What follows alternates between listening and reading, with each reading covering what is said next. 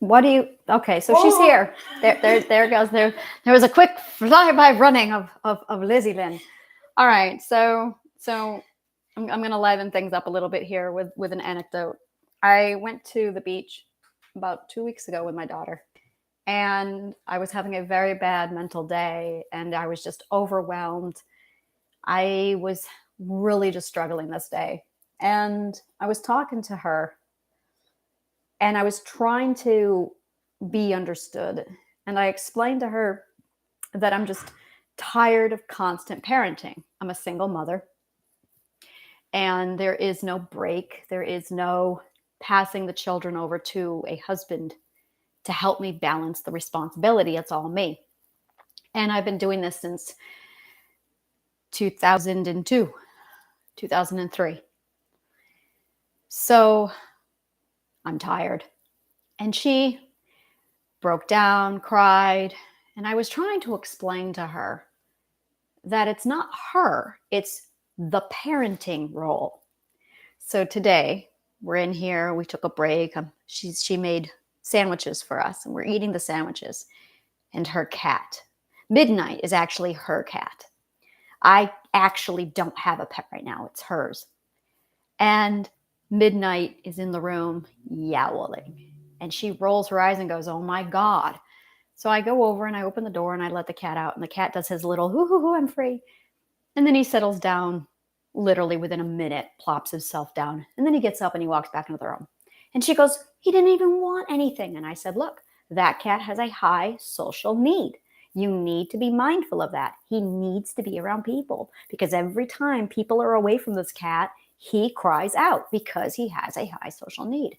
And she rolls her eyes again and she sighs and goes, "Oh my God, I just want a break from him." And I went, "Aha, there it is. There it is." I said, "You love the cat, right? But some days you're just really sick of cleaning the cat box and feeding the cat and taking care of the cat and petting the cat and grooming the cat and clipping the cat nails. But you gotta do it. And there's no escape because you have a cat. You love the cat, but some days you really hate cat parenting." And she just goes, "I understand now." There it is. It was really nice to finally be understood by my daughter. So that was my anecdote. So we're going to talk about the fear system now. The fear system. The fear system is the subconscious mind's fail-safe when the defense system doesn't work. In a properly functioning system, you have this beautiful defense system. The defense system is built 100% off of your self-confidence and communication. It is your ability to use your vocabulary, your written word, your voice to say, "I don't like that. Stop it." That's called a boundary. We have the ability to vocalize and communicate our boundary. And then after that, there is the enforcement of the boundary. The enforcement is where a lot of people really struggle, because if you struggle with enforcing a boundary, you are now looking at conflict. And if you have a fear of conflict, or if you have an association of bad things happening to you when there is conflict, then you're going to hesitate enforcing. And when you hesitate enforcing, you're not going to have your boundary. This is a breakdown of your defense system. A flip side of that is when your safety is compromised when you use your defense system, which is the case in most cases. So that you associate danger with your defense system. So you don't talk, you don't communicate your boundary, you say nothing, you lay low, and you hope things blow over on their own. Now, the subconscious mind can't function without a defense system. It cannot.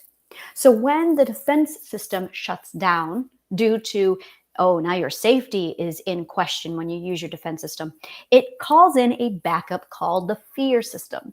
The fear system I love to refer to as the Jerry.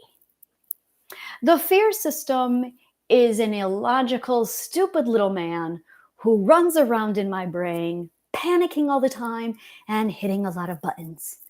He's the one who decides which mental illnesses you get.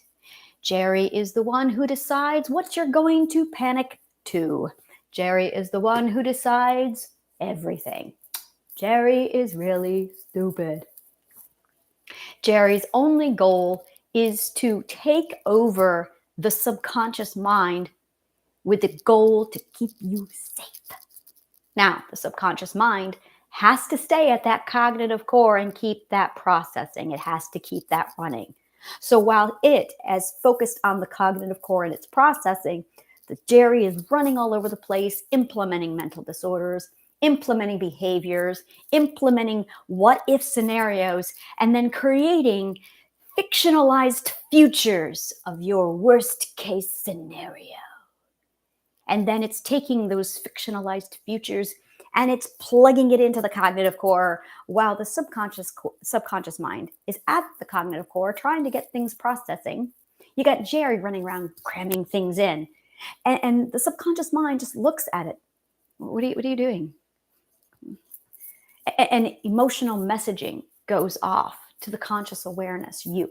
But you're not conscious aware because your fear system is in charge, because the Jerry is running the show.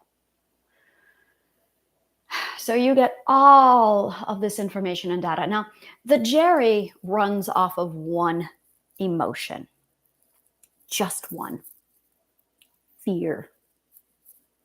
And the Jerry only uses emotions to motivate you to act.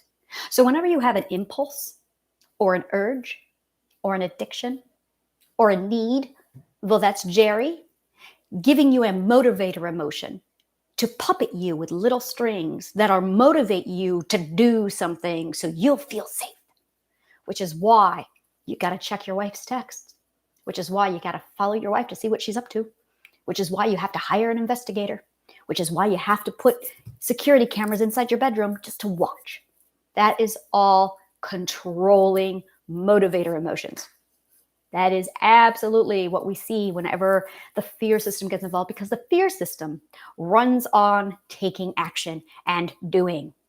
If you're a controller, if you are not a controller, if you are an avoider, your fear system will hide.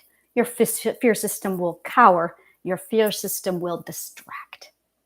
Your fear system will instead turn itself over to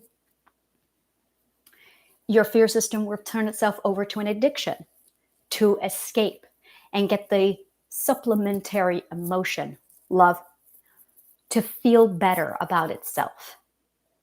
The fear system only understands its fictionalized possible future. The fictionalized future, the what if, the worst case scenario, is highly improbable, mostly unlikely, and almost always ridiculous. So when you are feeling afraid and when your fear system is running the show, your actions are based on an improbable fiction. That is how stupid the Jerry is. Because you are not consciously aware of this, you allow the Jerry to run all of your behaviors to avoid an improbable fiction. Yeah. So when I say to you that when you are consciously unaware, you're stupid, it's because the Jerry is stupid. It's because the subconscious mind is stupid, because they're machines. When you have a system, the self, that can be logical if it's aware, and all you have to be is aware. Then you take the entire system over and you stop dancing to the tune of improbable fiction. It's that simple. When you are where you are and you are standing in a position of conscious awareness and you choose to remain the puppet of these two dipshits, that's not intelligent. Intelligence is deciding to turn on conscious awareness, to turn off the improbable fiction, and to shut down the subconscious mind because it is an obsolete, antiquated AI machine in your cog that is designed only to keep you safe. Now, if you are legitimately in danger, get the fuck out. If you are legitimately in danger and you cannot escape, you need that subconscious mind active, 100%. You need to be consciously aware of, are you really in danger? And can you really change your situation? In most cases, you can change your situation and you don't know it. In most cases, you can change and you don't know it. It's not easy. You just have to trust that you can take care of yourself, but you don't think you can, which is why you stay where you are. Taking care of yourself is terrifying. Taking care of yourself, trusting yourself to take care of you, is really the ultimate life quest. When you finally get to a point where you say to yourself, I'm going to find out exactly what it is I am capable of, you change the game.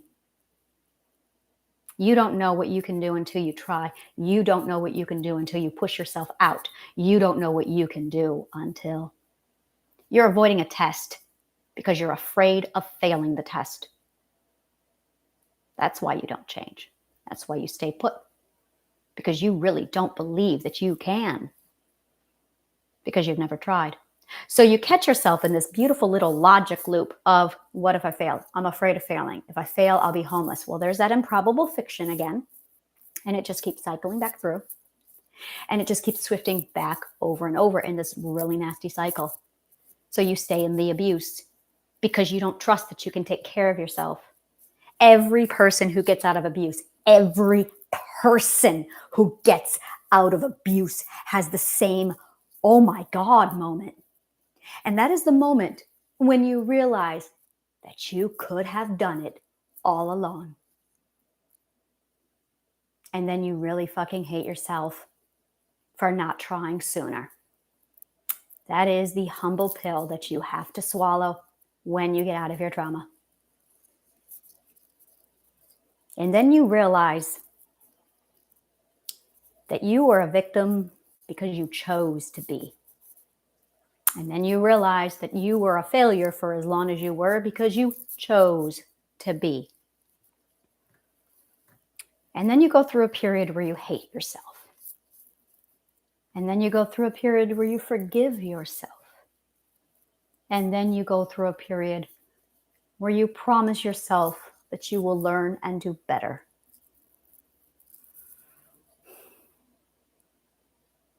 I used to be stupid too. I used to be really dumb fucking stupid. Because when you get to this point and you look back, there is no other explanation. You're just not consciously aware.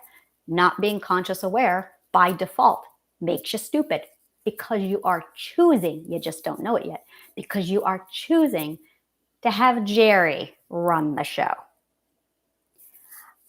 I call Jerry because I was watching Rick and Morty one day. And I was watching Jerry. It was actually the Citadel of Ricks episode. The first time you see the Citadel of Ricks. And evil Morty and evil Rick walk in and they shoot one of the Ricks and the Morty in the head. And they they shoot Morty in the head and they grab Rick and they grab that version of Rick and they haul him out. And that version of Jerry goes, oh my God, what is happening here? And he panics. And I just went, oh my God, it's Jerry. It's Jerry. And that's when I realized that I had that guy in my head running my fear system. And I just went, oh my God, it's Jerry. Jerry is running my subconscious mind. I am Jerry's little bitch.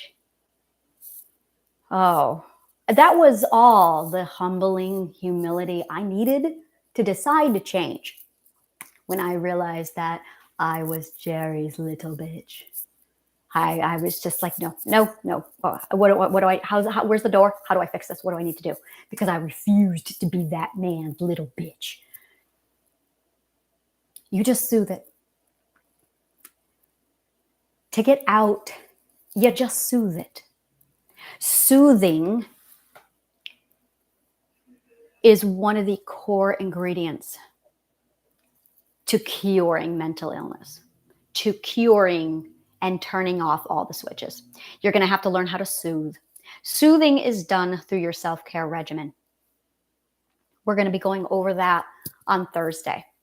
We're going to go over your self-care regimen.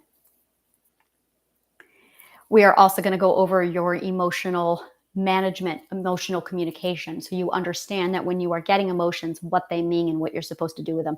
You're going to learn the love language of the subconscious mind on Thursday. So we're going to go over your self-care regimen, how to soothe the fear system.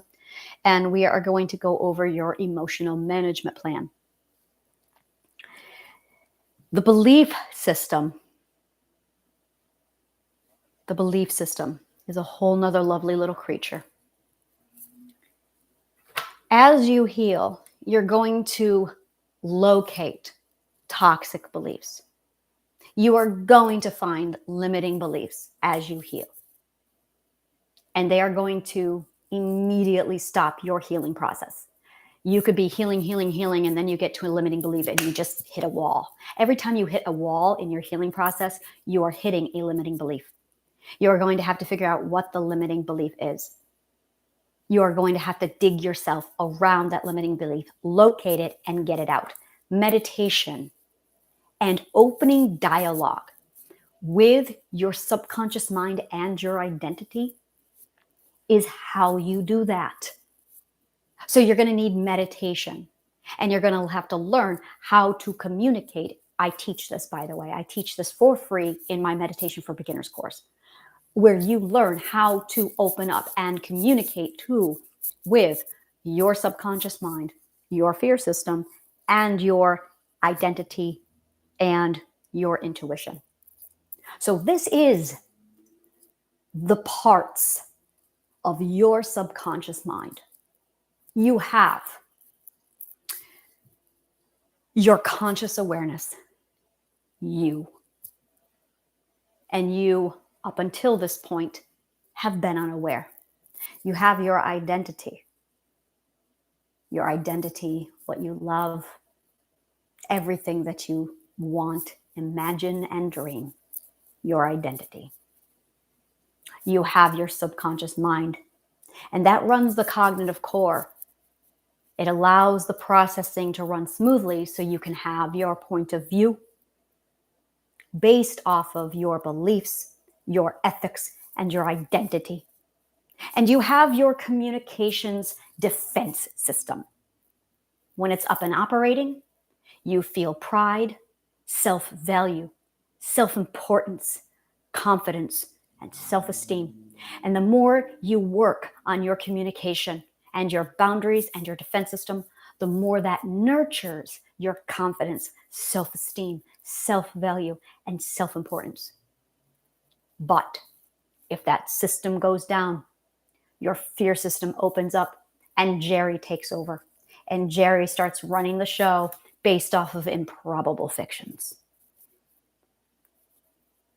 And because the subconscious mind has the single agenda, keep the identity safe, no matter what. Because of that agenda,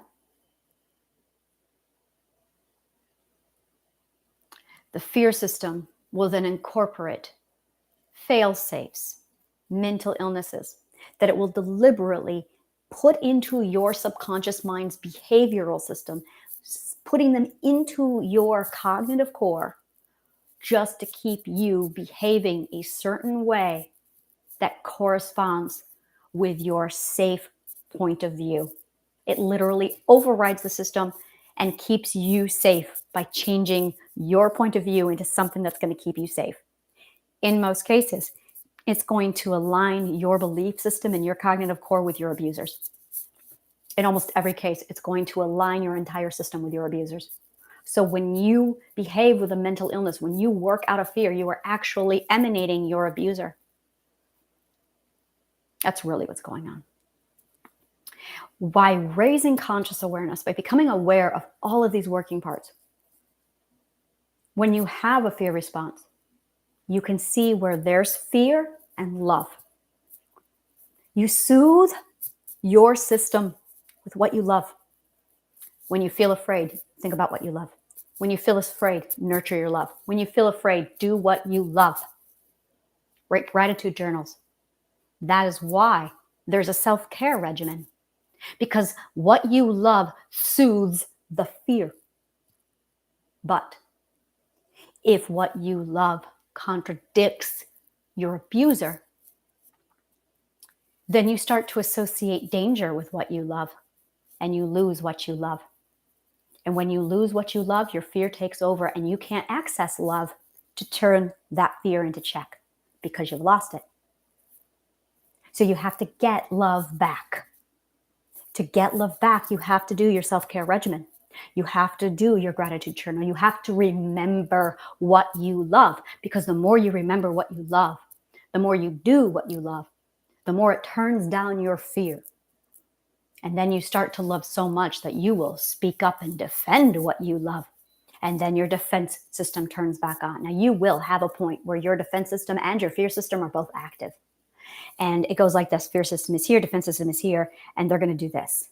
This is going to take place. It is not shut the fear system off. And it doesn't work like that. Not going to happen. What's going to happen is you're going to do this. So you're going to feel your defense system, and your fear system is going to be going on. And you're going to turn up that defense system over time, and your fear system is going to turn down. And eventually, you'll be here. That's the goal. That is your defense system working to shut off your fear system. To do this, you have to communicate. You have to write. You have to open up your voice. You have to start learning how to defend your ethics, politics. You have to start defending your loves and your identity. And you are going to have to start defending your beliefs and locating the ones that are not yours. Here's an easy one. If the belief is based off of fear, it's abuse. It's not yours. If the belief is based off of what you love, it's yours. And the more you tune into what you love, the more you nurture what you love, the more you turn into your defense system, and you confidently start to voice who and what you are. You change your frequency from fear, and you shift that over to love. And then you get to start listening to intuition. Then you can start feeling intuition. Then you can start dreaming and imagining and hoping. And then you get excited, and then you feel, and then you empower that, and you build that up. And the subconscious mind gets smaller and smaller and smaller, because your conscious awareness grows and grows. And when you are done, there is a finish line. It is conscious awareness with identity and intuition. And you, the three of you, are being supported by your defense system. Suddenly, you don't need a social support system, because you have your defense system. That is why we are not social animals. Because when all the pieces are in place, I've got enough socializing between identity and intuition. And I do enough communicating and reinforcing of my own beliefs, ethics, and loves,